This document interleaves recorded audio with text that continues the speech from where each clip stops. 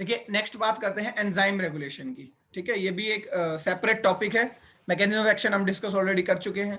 Enzyme regulation में as the name suggest enzyme and regulation, तो enzymes के बारे में हम पढ़ते आ ही रहे हैं। जब एंजाइम्स को रेगुलेट किया जाता है, ठीक है, तो उनकी जो रेगुलेशन मैकेनिज्म है ये हमने पढ़ने हैं। किसी भी एंजाइम को रेगुलेट करने का मतलब, क्योंकि एंजाइम्स रिएक्शंस को कैरी आउट करा रहे हैं, रिएक्शन को ऑल्टर कर रहे हैं।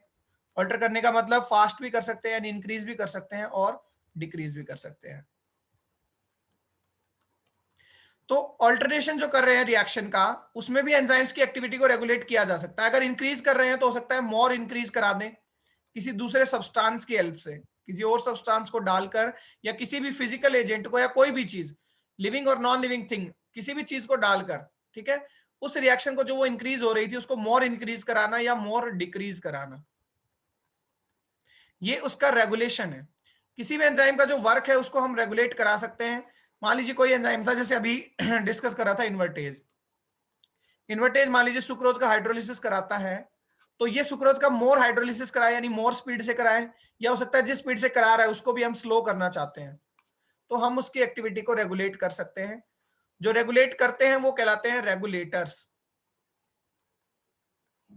ठीक है, वो एजेंट, चाहे किसी भी तरह के एजेंट हो, केमिकल हो, फिजिकल हो, जो एंजाइम की एक्टिविटी को रेगुलेट करते हैं वो रेगुलेटर्स होते हैं।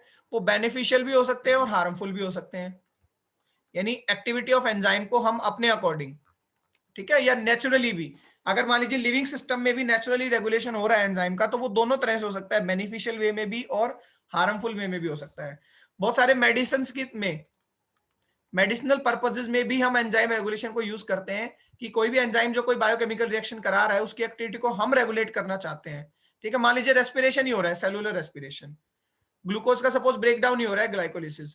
अगर हम चाहते हैं कि किसी भी पेशेंट में किसी स्पेशल कंडीशन की वजह से ग्लूकोज का स्टोरेज हो, ब्रेकडाउन ना हो, तो हम क्या करेंगे, वो एंजाइम्स जो ग्लाइकोलिसिस करा रहे हैं, ग्लूकोज का ब्रेकडाउन करा रहे हैं, उनको हम रेगुलेट कर देंगे। रेगुलेट का मतलब उनको हम खुद ऑपरेट करेंगे। रेगुलेट करने के मैकेनिज्म हमें पता है, क्या कोई केमिकल डालें या कुछ भी ऐसी चीज डालें जिससे वो स्टॉप हो जाए।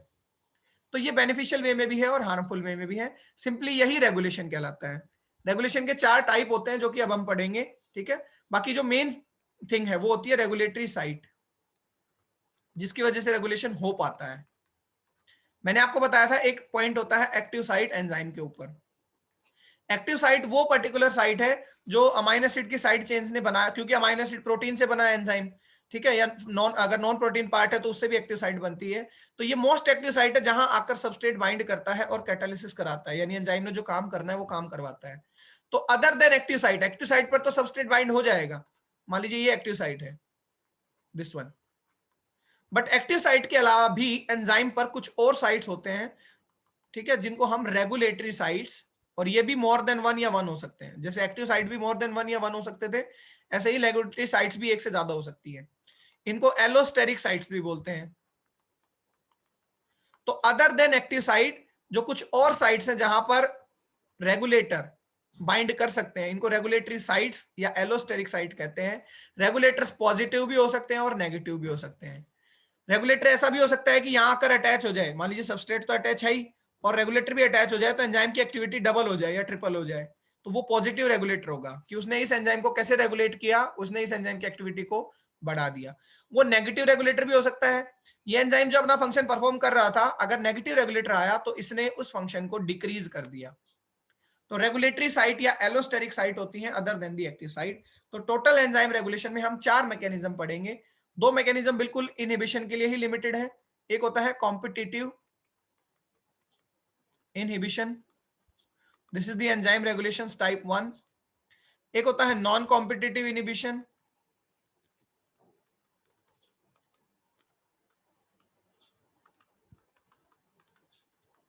एक होते हैं फीडबैक मैकेनिज्म,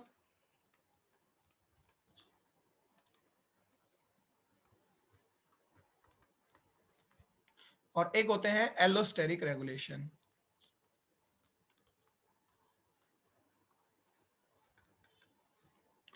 ये चारों ही जो हम है एंजाइम रेगुलेशन में पढ़ेंगे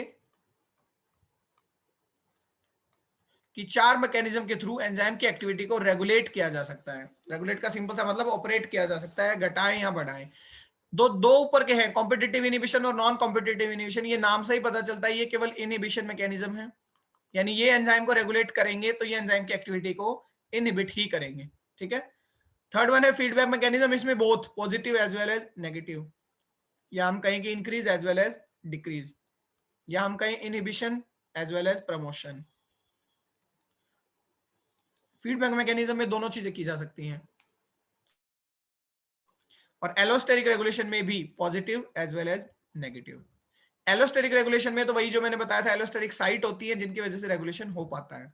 ऑल्दो नॉन कॉम्पिटिटिव इनिबिशन भी एलोस्टेरिक रेगुलेशन को फॉलो करता है, ठीक है।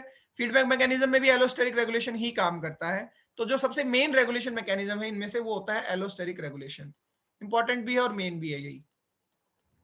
कॉम्पिटिटिव इनिबिशन के भी कुछ एग्जांपल्स देखने को मिलते हैं, हालांकि ये लॉक-एंड की मॉडल को सपोर्ट करता था, और मैक्सिमम रिएक्शंस जो होते हैं वो लॉक-एंड की मॉडल से नहीं, वो इंड्यूस्ड फिट मॉडल से होते हैं। बट कुछ एग्जांपल ऐसे भी हैं जो कॉम्पिटिटिव इनिबिशन को जिनको सपोर्ट करता है, ठीक है, या जो एग्जिस्ट करते हैं। जैसे एक बहुत कॉमन एग्जांपल बताता हूं मैं कैंसर ड्रग का। एक ड्रग होती है आपकी पर्टिकुलरली मिथोट्रेक्सेट, नॉट मिथॉक्सी,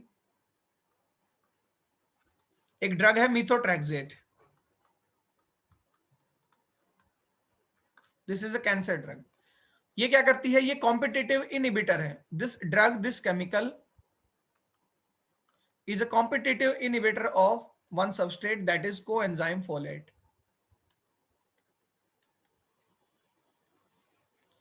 देखिए ये एक सबस्ट्रेट है कोएंजाइम फोलेट। अब सबस्ट्रेट है तो इसके साथ एंजाइम बाइंड करेगा। इसका एंजाइम होता है डाइहाइड्रोफोलेट रिडक्टेज,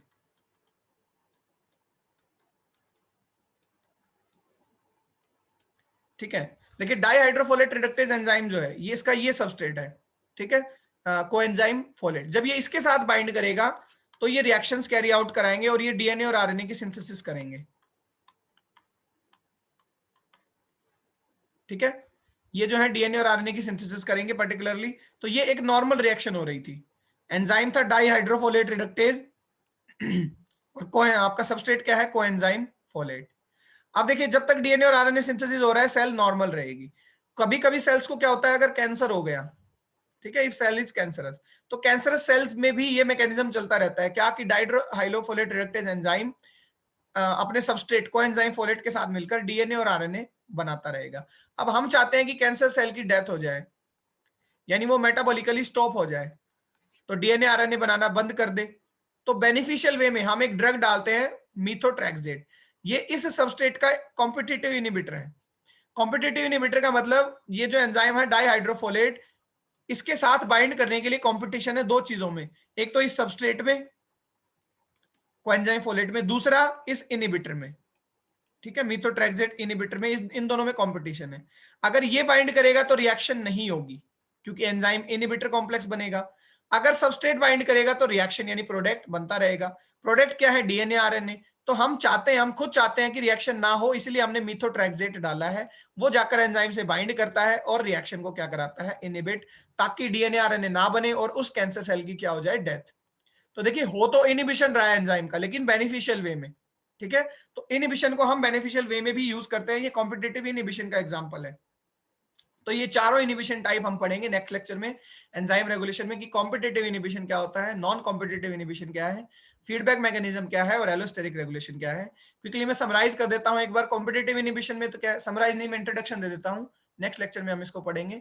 कॉम्पिटिटिव इनिबिशन में सबस्ट्रेट और जो इनिबिटर है उसके बीच में कॉम्पिटिशन होता है, जैसे कि यहाँ पर ये इनिबिटर है मिथोट्रेक्सेट और ये इसका सबस्ट्रेट है। जो भी बाइंड कर जाएगा, अगर सबस्ट्रेट बाइंड करा तो रिएक्शन हो जाएगी, और अगर ये बाइंड करा तो रिएक्शन नहीं होगी।